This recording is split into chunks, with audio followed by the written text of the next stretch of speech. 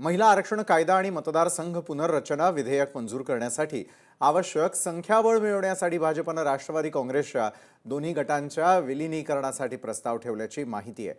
दोन्ही गट एकत्र आल्यास एनडीएमध्ये 2 केंद्रीय मंत्री पदांची ऑफर दिल्याची जोरदार चर्चा दिल्लीमध्ये सुरू आहे। शरद पवार गटाने विलीनीकरणाबाबतचे दावे पूर्णतः फेटाळून लावलेले असले तरी त्यांनी महिला आरक्षण कायदा आणि मतदारसंघ पुनर्रचना विधेयक त्यांच्या अटी शर्थींच्या मुद्द्यावर पाठिंबा देण्याचे संकेत दिले।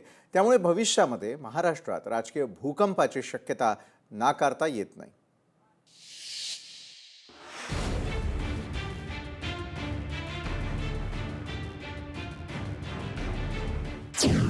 एनडीए सोबत येण्यासाठी भाजपचा दोन्ही राष्ट्रवादींना प्रस्ताव। विलीनीकरणावर शरद पवार गटाचा ठाम नकार। विधेयकासाठी पाठिंबा देण्याचे शरद पवार गटाचे संकेत।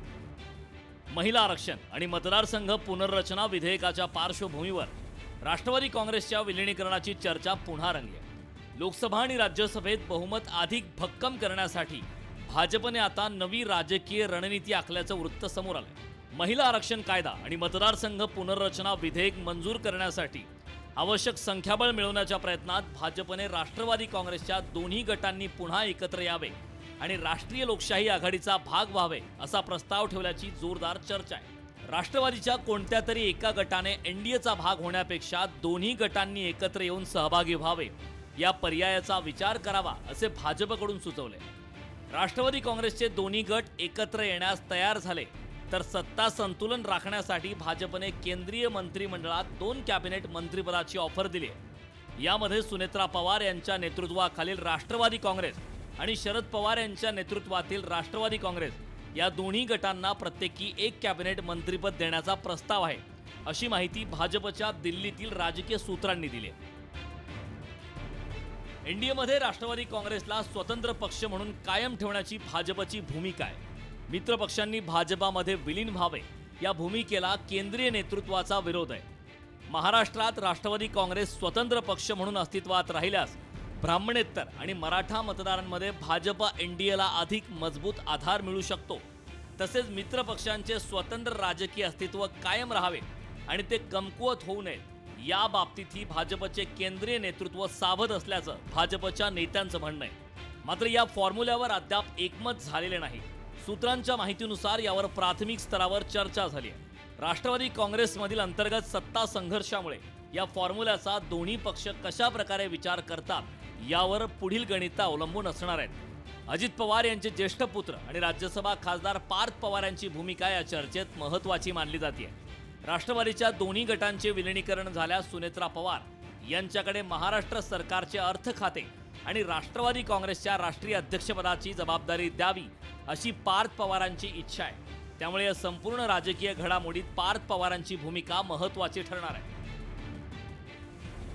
दोन्ही राष्ट्रवादींनी एकत्र येण्यासंदर्भात केलेल्या पक्षीय चाचपणीत अनेकांचे समर्थन असले तरी काही नेत्यांनी या प्रस्तावावर नाराजी व्यक्त केली आहे। राष्ट्रवादी काँग्रेसचे प्रदेशाध्यक्ष सुनील तटकरे, कार्याध्यक्ष प्रफुल्ल पटेल आणि ज्येष्ठ नेते छगन भुजबळ यांनी राष्ट्रवादीला सत्ता वाटपात योग्य स्थान मिळावे अशी भूमिका मांडल्याची माहिती आहे। सुनेत्रा पवार यांच्या नेतृत्वातील राष्ट्रवादीने केंद्रीय मंत्रिपद, महाराष्ट्रातील अर्थ खाते आणि राष्ट्रवादी काँग्रेसच्या राष्ट्रीय अध्यक्षपदाचा आग्रह धरला तर शरद पवारांची राष्ट्रवादी या मागणीला सहमती देण्याची शक्यता कमी आहे।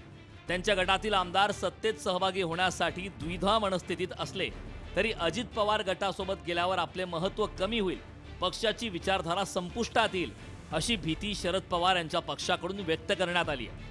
त्यामुळे सत्ता वाटपाच्या वाटाघाटीत अडथळे येऊ शकतात। राष्ट्रवादी काँग्रेसचे दोन्ही गट एकत्रितपणे एनडीएमध्ये सामील झाले तर मोदी सरकारचं संसदेतील संख्याबळ 2/3 बहुमताच्या जवळ पोहोचू शकतं। संविधान दुरुस्ती विधेयक मंजूर करण्यासाठी हे बहुमत आवश्यक असतं।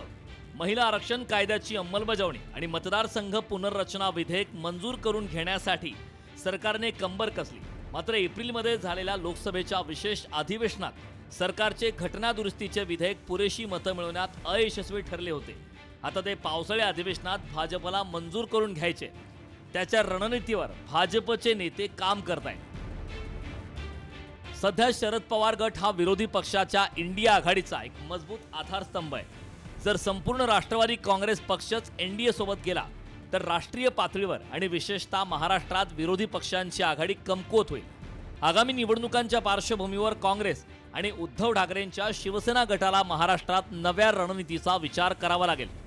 शरद पवार हे महाराष्ट्राच्या राजकारणातील सर्वात अनुभवी नेते आहेत. जर त्यांनी आणि अजित पवार यांच्या पक्षांनी व्यावहारिक तडजोड म्हणून हा निर्णय घेतला तर महाराष्ट्रातील मराठा आणि ग्रामीण मतपेढीवर पुन्हा एकदा राष्ट्रवादीची पकड मजबूत होऊ शकते, ज्याचा फायदा अंतिमतः एनडीए आघाडीलाच होईल. केंद्रातील विशेष बहुमताची गरज आणि महाराष्ट्रातील आगामी राजकीय आव्हाने पाहता हे विलिनीकरण झाल्यास राज्यातील महाविकास आघाडी बॅकफूटवर जाऊ शकते आणि एनडीएची स्थिती अधिक भक्कम होणार आहे.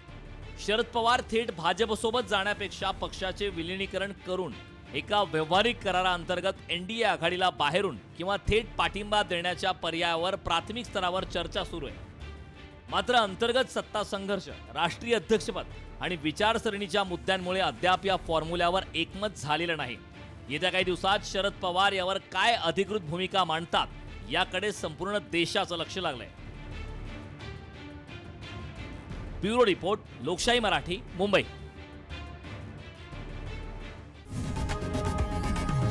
लोकशाही मराठी ऐका, पहा, जागरूक रहा.